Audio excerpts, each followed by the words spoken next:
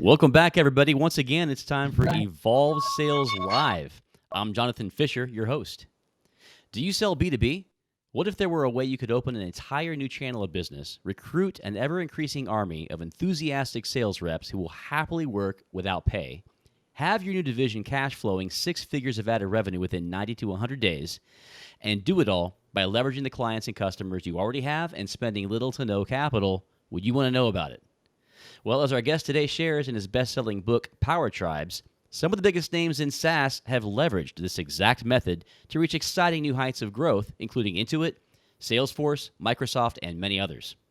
Here with us today to share this little-known but highly effective method for growing virtually any B2B company is Mitch Russo.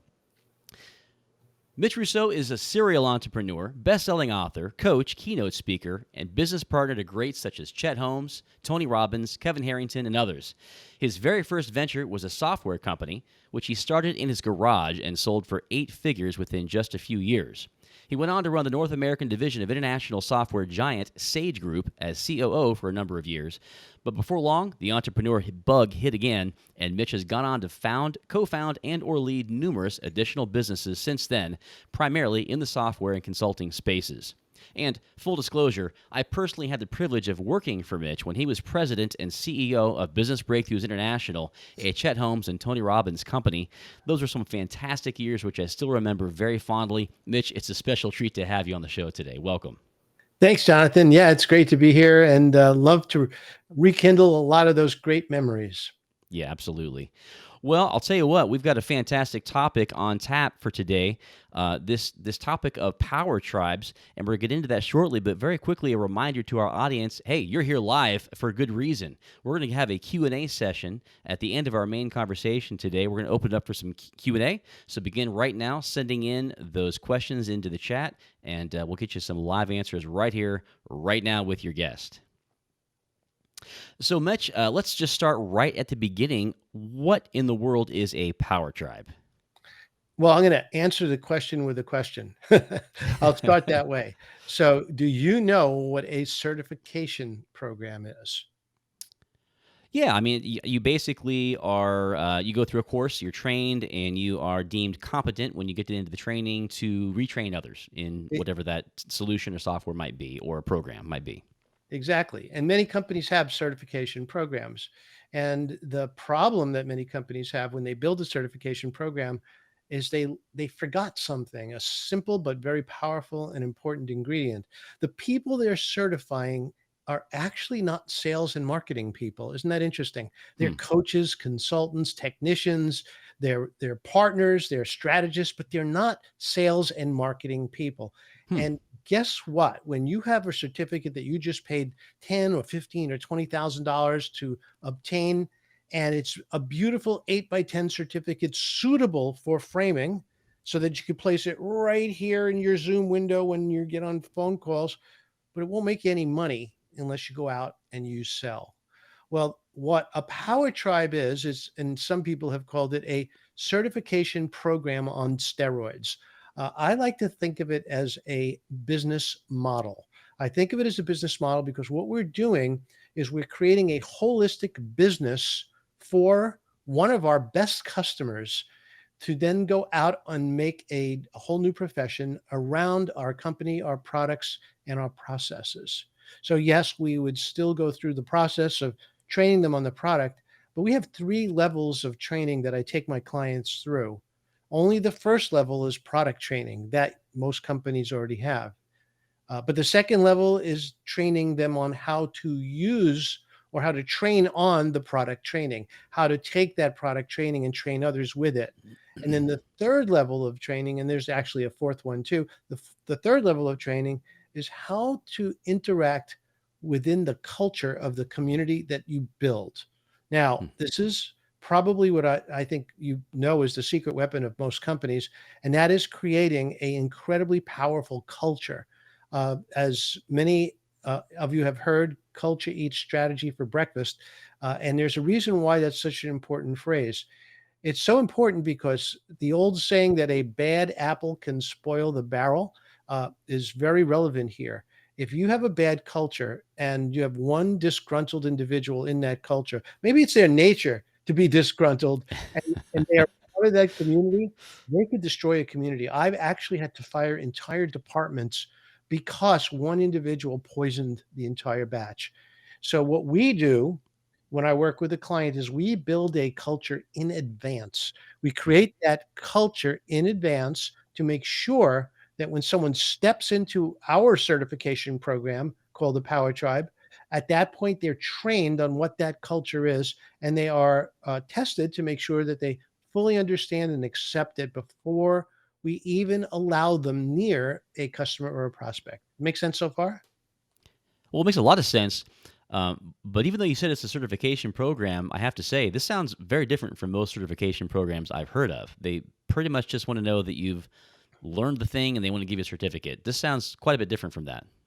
It is. See, when I did that, just what you said the first time, I almost ended up being sued out of existence. Oh And the no. reason was, is because the people I trained were socially inept. They'd show up to my clients' offices smelling like a farm, looking like Arnold Fudd. And if that's a historical reference, listeners, you may not know who Arnold Fudd is, but trust me, it's not someone you want to look like. And at the same time, they were rude, they were late, they didn't understand the communication cycle or how to listen, and they did a terrible job. So what would happen is that Other than that, it was perfect. other than that, they were great. I mean, they Yeah. passed the tests, right? See, Yeah. that's the problem. The Hmm. problem is they passed the test, Hmm. and we did not know or screen or even train them how to be anything other than that. And that was the big mistake. Hmm. And I will say that I find that even in this day and age, over and over again, when I interview people casually who belong to other certification programs, and I start to chat a little bit about, hey, how does the company treat you? Hey, what is the company doing to generate leads flow for you or bringing you clients? The answers are not normally positive. Hmm. And so my perspective is let's eliminate all these issues. Why don't we build that in advance? Why don't Hmm. we create a powerful stream of prospect flow and even client flow for these certified consultants for only one reason? Hmm. And here's the reason, Jonathan: recurring revenue. Here's what I mean. If you want to build a certification program and charge $20,000 for someone to pass your test and hang that shiny new certificate, 8 by 10, suitable for framing, right behind them on their wall, well, you go ahead and do that. But the problem will be that next year they're not going to be paying you anything. In my program, we're trying to generate a 5 to 20x ROI every year for certified coaches or certified consultants so that they will gladly pay certification again every year. And Wow. the reason is ROI, Hmm. because we are bringing them leads, we are bringing them prospects, we are showcasing their work, we are bringing public relations assets to the table to help publicize what it is that they do. And that's Hmm. only the beginning. It sounds like it takes a lot more commitment than a lot of companies probably would be willing, maybe even capable of putting in. What are some of the key commitments that you do have to make, and what's that look like in nuts and bolts? Sure. Well, first of all, the commitment is to stick with it. I mean, it's going to take us 90 days to build this, and that's on a good day. And that's if you already have assets. So if you started with no assets, meaning you had no training materials at all, then it's going to take longer than 90 days. Secondarily, we need to build a financial model, like down to the month for the next 2 years. And I Hmm. have that financial model, and I make sure that that financial model is completely fleshed out before we even begin building strategy. Next is the business model itself. Then we go through a business model and we look for every possible way that we could use certification to increase revenue for the company. And when I say build a business model, I don't mean philosophically. I'm talking about the nuts and bolts of a fully fleshed out visual business model using mind maps and flowcharts to Hmm. make sure that we see every pathway to recurring revenue inside the company. Now, Hmm. when I build this program for my clients, we usually find a minimum of two, and I've found as many as 8 recurring revenue streams that the company didn't know about, didn't have, and was blown away by the idea that they could utilize. And we Hmm. find that all out by going through this process that I take people through, which is A, the financial model, and B, the strategy, the business model strategy sessions. That alone can take 2 to 4 weeks. because that's a major component. The next thing we do is we talk about what the assets are. Now, we go through some of this in the strategy part of the program, but what we're really looking for here is we're looking for assets that most people don't realize they have. I'll give you an example of one. So if I said to any customer, any client that you speak to or that I speak to that has, let's say, 1,000 clients, and said, well, okay, you got 1,000 clients. How many prospects do you have? No, let me guess. The answer is always about 95% of their entire base, 5% of customers, 90 to 95% are prospects. Well, wait a second now. Let's take a look at that number. That means that if you have 1,000 clients, 19,000 people know about you, have been solicited by you, but have not bought. Now, our old buddy Chet would not like that concept one bit.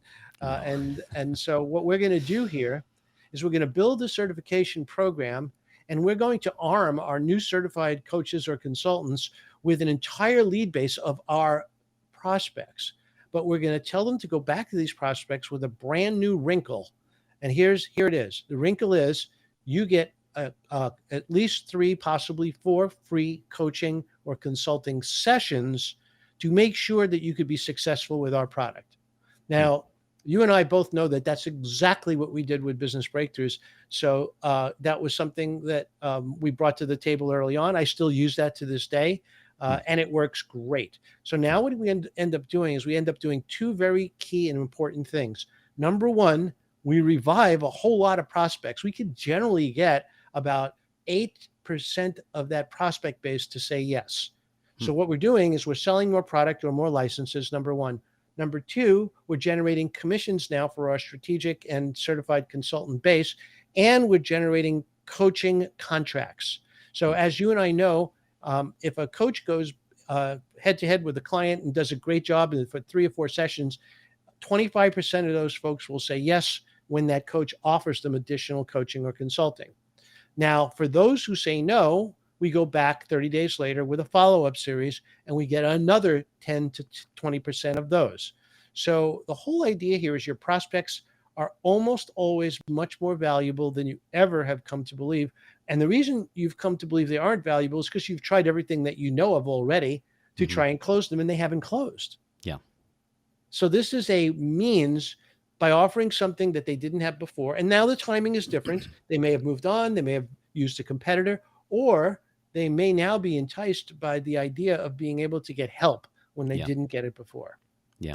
This sounds like a tremendous way to lower your overall client acquisition costs as well, because you are leveraging what you've already spent to some degree to come back and make some additional efforts to win that audience. Sounds very powerful. So when it comes to implementing this into the company, I mean, it seems to me like there probably are some entities that are suitable for this and some that would not be. It's not literally every B2B company that could even do this. Even if they're in training and coaching in some cases, I think I've seen a lot of times it's a lack of commitment to treat this as a true business division the way that you're describing. It's more like another product offering. That sounds like a downside and maybe a reason to not do it.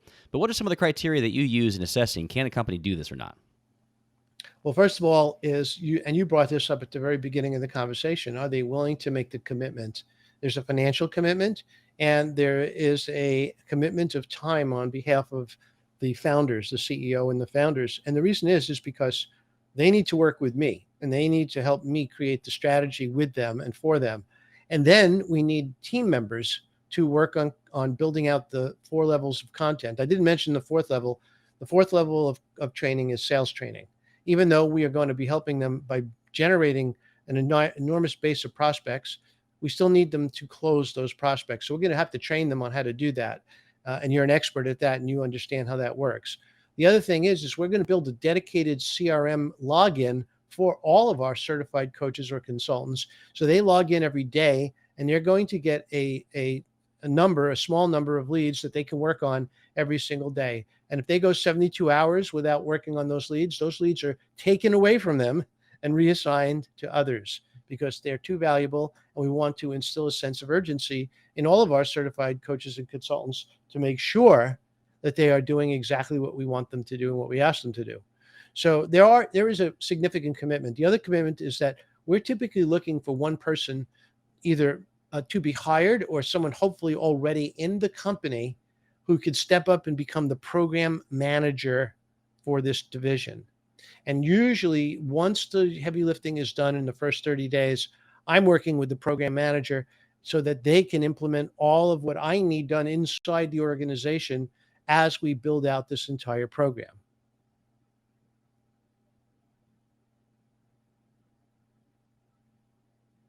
Jonathan, I think I lost your audio. Can you hear mine? Yeah, I can hear you just fine. Oh, there you Uh, go. Got you back. Operator error. I'm a professional. Yeah, Uh, got it. it's when you use the sneeze button, it's a good idea to hit it again. Um, Yes. so this commitment of having some personnel that are on point, ready to be fully committed to this, goes right along with this. You're setting this up as a division of business for your corporation. What are some other criteria that? So if I'm listening right now, if I'm one of my audience members and I have a SaaS company, let's say, or a B2B services company, what are some other general criteria I know that is maybe there's something I can attain to? Maybe I'm not mature enough as a company just quite yet to even think about this. What are some of those criteria? Sure. Well, first of all, the best type of company to work with when it comes to SaaS is a company with a technical product like CRM, Hmm. or like some form of business management product. Because if it's something simple, and I'll be ridiculously simple, like email, you don't need a certified consultant to come in and set up your email. I mean, Yeah. but if on think about how many CRM systems are either subscribed to or purchased and then never get fully utilized. Well, imagine if those CRM systems were fully utilized. Can Hmm. you imagine the benefit to the company of a full utilization of a CRM platform?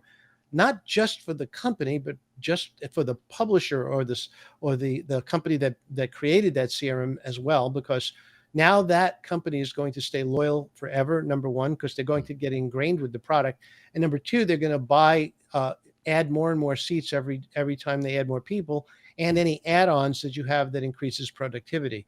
So we typically like to work with companies that have a business model with a technical product that requires and could be enhanced by assistance through a third party. Hmm. Well, this sounds like it solves another problem in a very powerful way that is discussed a lot in SaaS or technical services companies, and that is utilization. Right? Right. You've made the big pitch, you win the big deal, but retention drops off precipitously when the utilization isn't where it needs to be. So, this would be a great strategy. It sounds like, for solving that issue. Are there certain Exactly. benchmarks that a company we need to look at as well? Do they have to have a certain uh, are there revenue criteria, for example, and maybe years in business, maybe their reach in the marketplace? What are some of those indicators that could be looked at? So there's some crude numbers that we use as guidelines, but they could go back and forth a little bit. We like to look at a company that has at least 1,000 clients or more. Hmm. I've worked with companies with a little less than 1,000, and that's fine. Let me explain where the 1,000 comes from. So if we go back to Chet's materials, and he talks about the early adopter syndrome, where 2% of any audience is ready to buy now. We take that same idea and we think about an audience. So let's say you have 1,000 customers, and we send out a notice that says, "Hey, we're building a new program. It's called certification, and if you become a member, we'd like to share with you how this can change your life, how you could become part of this, and how it will potentially be a new profession for you going forward." Well, 2% of that 1,000 is roughly 20 people. Well, 20 people makes up a very nice pilot class. Hmm. So if we're charging, and I'm using round numbers here, $20,000 for certification, and we have 20 people who say yes, that's $400,000 for a pilot class. Now we have attrition always, and we build that into the financial Sure. model. And we have people at that point who some will be successful, some won't, but the majority will be. In fact, the goal of the pilot program is to make as many of them as successful as possible. And here's Hmm. the reason why. Because if we go down that pyramid, we must use testimonials to convince those on the next level of the pyramid to say yes. So remember, Sure. the early adopters, they get the arrows in the back, they go first. Then after it's tried and proved, and they come back and say, okay, the coast is clear, then the next batch come through, and those are generally those right before the early adopters. So we take those pilot graduates. We make them successful. We work their clients with them. We Hmm. guarantee that we will do everything possible. But more importantly, we guarantee their work. Hmm. So that means that if a certified consultant goes into a company and screws it up, well, you know what? No problem. The company goes in at their expense and fixes that, Hmm. because that's the most important thing. That's one of the things that you're buying when you become certified. You're buying the backing of the company that's certifying you. Sure. Now, if you're a good company and you're run by a smart CEO, then at that point, what's going to happen next is that you're going to retrain that person. You're going to make sure that that person is retreaded and trained to make sure that they don't do that again. Instead of firing them and kicking them aside, I mean, look, valuable lessons were learned here. Let's utilize that. Yeah. So now at this point, we have those testimonials, and now we are able to go to people who are not necessarily our very best clients first, and sell them on the idea of becoming certified so that they can have a new profession, number one, and number two, to start building a base of their own clients. Very powerful, and I think it highlights once again why you need a head of this division so that there's Yeah, somewhere where that buck can stop, right? They need to protect the exactly. brand internally. That's right. Now, the other thing that happens is that once you start getting to a certain number, that program manager will need an assistant. The other thing that program manager is going to want, and we will help all of our program managers succeed, is we're going to want to bring in a part-time PR person as well. Our job is to set up PR opportunities for every certified consultant in the program. So that means, imagine this: you're a certified consultant for ABC company, and all of a sudden you get a phone call from the program manager or an email that says, "Hey, are you available to speak Thursday night at the bar association in your town? We set you up as a speaker. If that's okay with you, let us know. If not, tell us, and we'll see if we can get you a better date." Well, that guy's going to go, "Oh my God, that's amazing! I'd love to speak to the bar association about installing our business services in their client companies." I mean, so that is the job of the company. See, this is the difference Hmm. between a power tribe and a standard certification program. Yeah. A power tribe, we are taking responsibility for the success of the people in our Hmm. program. That's next level stuff right there. Even Google doesn't offer any of that kind of support with their certification programs. The education's great, but you got to go out there and do something with it. Exactly. And if you don't, then it's not our fault, because we're going to give you every possible option to be successful. Love that. So, what else should the company look at when it comes to implementing this? Are there, for example, technologies or other types of solutions that we should be considering? If I'm heading that company up, where should I be doing some research in terms of resources? Well, first of all, I mean, let's see if I could finish answering the question you asked before about the type of company. I mean, if whatever type of company you are, look around. Are your Mm, competitors doing this? mm, I mean, if you're a SaaS company, I mean, I guarantee most of your competitors are either building and already have completed and running certification programs, or soon will be. Now, the difference is how deep do you want to go and create, how much revenue and profits do you want from this program? Now, I mm, don't want to mention names here, but there are other companies out there that added on certification as an afterthought, and the people in that program are not very happy. Number mm, one. Number two, they're not getting as much out of those folks as the company possibly can, because they're not thinking in a 360-degree fashion. They're not seeing the potential of what that person really can do for the company. Instead, they're just treating it as one more tool to sell. Oh yeah, we sell certification and we get $20,000 for that, and it's just one of our products in our product line. Any of our salespeople can sell it. right. That's not our position with the Power Tribe. Our Power Tribe is a culture-based tribe. That means when you are a member of this tribe, then there are a set of what I would call qualifications as to whether or not you fit into that tribe. And by the way, the nice thing about culture is that it's self-correcting. Hmm, So self-correcting means that if something goes wrong, before it elevates to management, the tribe can correct it. So in many cases, if there is someone who is struggling with a client, it's very likely another tribe member, another certified coach in the same program might say, "Hey, I can give you a hand. No problem. Be happy hmm, to help you." Or if that same individual or a different individual starts to complain, darn these people, they're blah, blah, blah. Well, another one of our certified consultants in that program, because they've been trained on the culture, will say, well, look, you know what? We have resources. We should use them. And Yeah. if you're not using the resources, you can't blame the company. It's Hmm. yours. It's your fault. So you got to either take responsibility for it, or maybe this isn't a fit for you. Right. Right. And I've seen that happen, and it's very satisfying when it does, because what that really means is that the community cares for each other, and Hmm. that's the most important thing. So that's probably a good place to circle back and close our initial conversation today, and that is on this topic of culture. What are some additional insights you can share on how a leader can instill the right kind of culture? And this probably would be applicable across all of the range of their business operations, but especially when it comes to power tribes.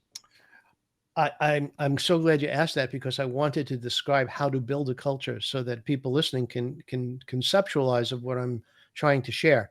So here's the first part. When we look at building a culture, we always start with the CEO. And the goal here is to look at the CEO's values first. Now, when I used to work for a semiconductor company many years ago, the CEO was a sales guy. So we had a sales driven company because the CEO was a sales guy. There were other companies I worked for that were technology driven. CEO was the chief engineer. His patents are the ones that we created the company around. So it was a technology driven company. You see, so it's important to understand where the CEO is and what their values are first. Secondarily, it's very important to understand the CEO's why. So when I say why, there's a company called Why Institute that offers an inexpensive test or quiz that you can absolutely discover your why very quickly, and it's very accurate. It may not be perfect, and it may not be exactly your why, but it's darn close. Hmm. So my why is to find a better way. Now, when I discovered my why, that explained so much about my life. It explained Hmm. why when my wife would come to me and say, "I want to talk to you about something. Can you please just listen?" And I said, "Sure." And I'd be sitting there, and my mind is immediately trying to solve a problem, because my mind is designed to find a better way. It Yeah. is how I am wired, you see, and other Hmm. people are wired with a different why, how to simplify or how to create clarity. I mean, there's different whys for different people. Hmm. So if you understand the CEO's driven nature, what drives them, and you understand their why, then we have what I call values. And that's a Hmm. core base. There's more to it, but that's a summary. This is values. Secondarily, if we can picture the Parthenon structure, there's this heavy, thick roof, that's the values, and all of the poles or the columns surrounding the circular roof, those are what we call the codes of ethics. The codes of ethics are key to the culture. The codes of ethics determine what to do under certain circumstances. The code of ethics explains how you should act under circumstances and with others. And by the way, some of them are so simple and obvious, it would be almost ridiculous to think that you should state them, but you have to. Hmm. So one of the codes of ethics, and just to give an example, and I have a base of 38 that I start with. Sometimes we go beyond that, sometimes we pare that down. But one of the codes of ethics that is so simple is that the company's intellectual property belongs to them, not to you. This means you cannot post it on your website and claim it is yours. You cannot author articles about it and claim you invented it. Hmm. That is a code of ethic. Now you might say, well, duh. I mean, come on. That's kind of obvious. But when I'm paid to go in and fix coaching organizations, these are the things that I typically have to start with. Hmm. These are the things that no one ever delineated or explained in advance. When you do this and you couple that with the CEO's value structure, and the whole company now aligns, the alignment is the base of the Hmm. Parthenon. That alignment creates culture. Hmm. In a nutshell, in 5 minutes, and like I said, I have a whole program designed to do this within a company. This is the core of what we're trying to accomplish. That was so succinct. That was amazing. But it is. I've often seen the same thing that you just observed. That things are assumed, and we know what assuming does to you and me. It has I to do. be has to be codified Yes. if we expect people to follow it. And there's something about the weight of having that in written word, right? There's an authority there, Yes. and it could be it's agreed upon language, right? There's no ambiguity around it. So it sounds like you're saying this needs to be really clearly spelled out in a document. Do people sign this? Is that part of it as well? I mean, that sounds equally rudimentary, but do you recommend that? Well, here's what I do. I actually have created a culture course that the CEO records in his own voice. And then I've created the culture quiz that goes along with the course. Hmm. And at the end of the culture quiz, the new certified coach or consultant must sign off that they agree and they are fully aligned with all of the components of the culture program, and then they agree with them. And that is almost not the final step, but it's one of the last steps before they're allowed to enter the program. Well, the time has blown by, Mitch. There's so much more we would love to discuss if time allowed, but we'll have to end it there for our core conversation. We're going to move over into Q&A here in a few moments, but before we do that, for those who have to leave early, how can they go further with you? We have the book, Power Tribe. Is that a good place to start for most of our audience? Yeah, it is. There's a site called powertribesbook.com where they can go and get some free stuff as well as the book. The book they can get on Amazon either way. Or they could always go to my site, mitchrusso.com, and learn a little bit more about how I work with clients. Yeah, and is there also the My Power Tribe site that you have? Yes, my Power Tribe is a place where we go through the three key questions that qualify somebody to want to start a conversation with me about building a Power Tribe. Excellent. Well, and as always, we want to mention our show's sponsor. Today's show is sponsored by Overpass.com. Need to build a team of remote sales professionals fast? There are thousands of highly qualified potential hires waiting for you on the Overpass Talent Marketplace. As a leading solution for hiring pre-vetted talent, Overpass makes building a high-quality sales team quick and easy. You can filter by industry and experience. Interview, hire, and begin onboarding in as little as 2 days. Create your free account today at Overpass.com. All right. Well, with that, let's go ahead and move over into our Q&A session. We do have some questions that have come in here. Let's bring this one up from Dennis. How can you convince the principals of a company that they need to do their work to make the program work? So, if you're in the middle somewhere and you're sold on this concept, how do you sell this up the chain, as it were? I like to use one word as the basis of that conversation. Can you guess what that word is, Jonathan? Revenue? There you go. Money. It's Yeah. that simple. Mhm. So here's how the conversation starts. So, you want more money? Would you like more money every year, every quarter? Would you like that money to grow every year, every quarter? Yes or no? No? Okay, then this isn't for you. So, I mean, that's how I would start. I would start basically by saying, look, this is probably one of the most powerful revenue generation systems Hmm. you're ever going to come across. In fact, most companies create a fantastic product once, and then from there on, they're nursing that thing till the end of time. What I'm trying to show people is how to take what they've done and dimensionalize it so that now you're creating multiple levels of access and revenue from that same product idea. Now, sure, if you're a company with lots of products, then you can certify lots of products as well. But many companies don't have lots of products. They generally Hmm. have one core product that they've made their name on. And over the years, two things happen. Leads become more and more expensive, and expenses continue to increase.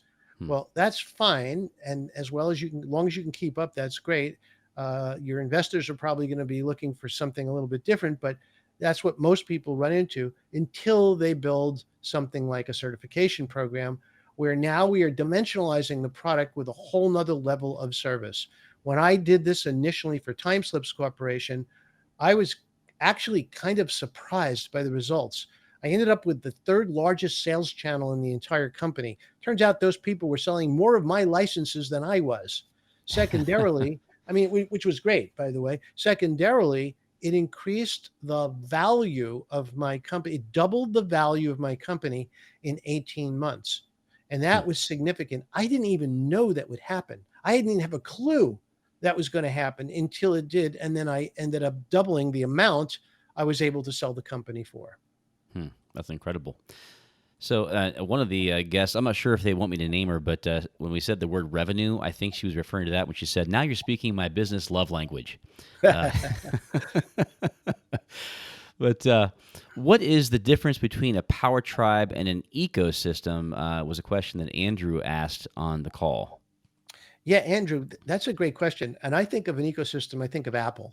So I think of Apple that has, for example, a phone, and then it has a store where you can buy stuff.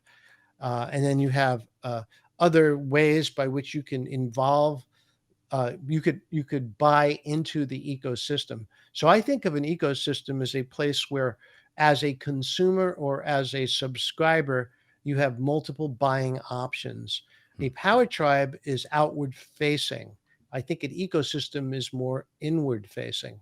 That would be Hmm. the way I would think about it. And we could probably have a discussion about this Hmm. because I'm sure there are more similarities. But that would be my first take with a certification program, particularly with a power tribe. What you've done is you are basically bringing people from the outside into the corporate structure, but in an independent way, specifically from a taxation standpoint. By the way, Hmm. I share legal documents with my clients to help them make sure that those who sign up and become certified are not ever considered independent contractors or employees by our friends over the 80,000 new agents at the taxation authorities. What could possibly go wrong? 87,000 new IRS agents, What a plan. right? How can I apply? Another great question from Dennis. He's thinking very pragmatically when he asked the question, what do you look for in a program manager if you want to bring the That certification in house? that is a great question. So the program manager, and this is going to kind of astound you, the program manager needs to be a incredibly nice, warm, helpful, consultative type of personality. Now, Jonathan, you knew when we would hire salespeople, we would run a personality test. Hmm. And what we were looking for was quote unquote closers, right? Yeah. And there was the type of person that we would reject, and that was a person who came in low on the closer qualification. Well, those are the exact people we're looking for when it comes to being a program manager. We want people who enjoy interacting and solving problems for others, being involved. We're looking for an extrovert with a good personality. We could teach them everything else.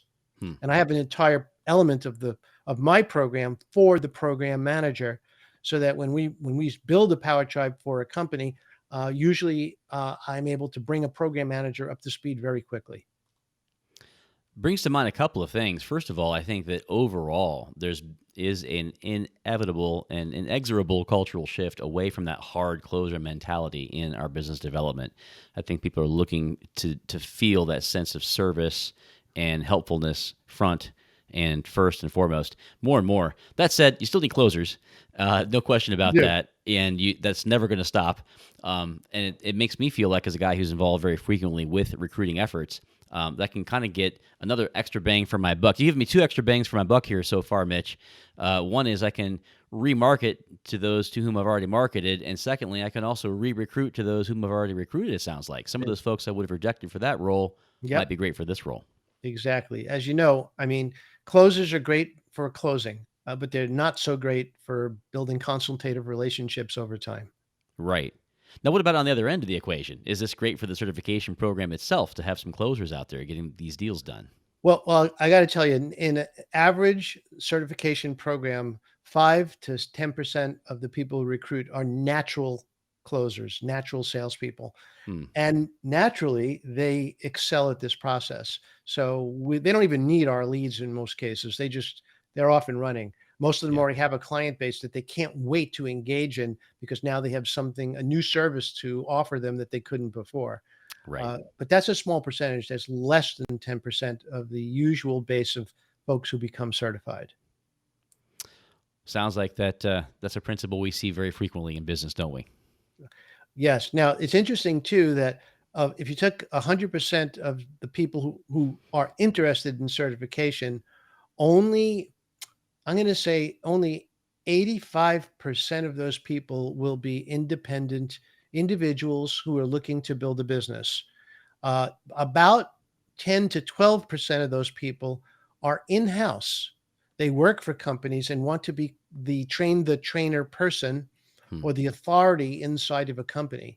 Hmm. And a few percent, and this is odd, but it just, the numbers just work this way. A few percent are people who love certification. They want to be certified in as many things as they possibly can and will pay to be certified in as many things as they possibly can.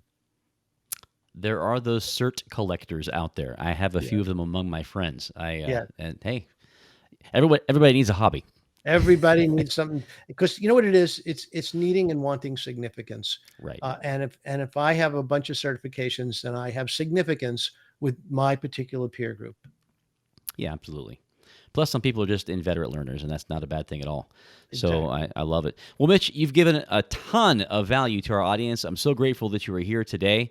I know for a fact that a lot of our audience members are thinking of something they did not think of before they heard this episode. So thanks so much for coming on to Evolve Sales and sharing your wisdom with us today. My pleasure, Jonathan. Thanks for having me. All right. And for everyone here, thanks for attending. Come back next time. We're here every Friday, as you know, same time, same station. We'll see you then. For everybody else here, I'm Jonathan Fisher signing off. Take care, everybody.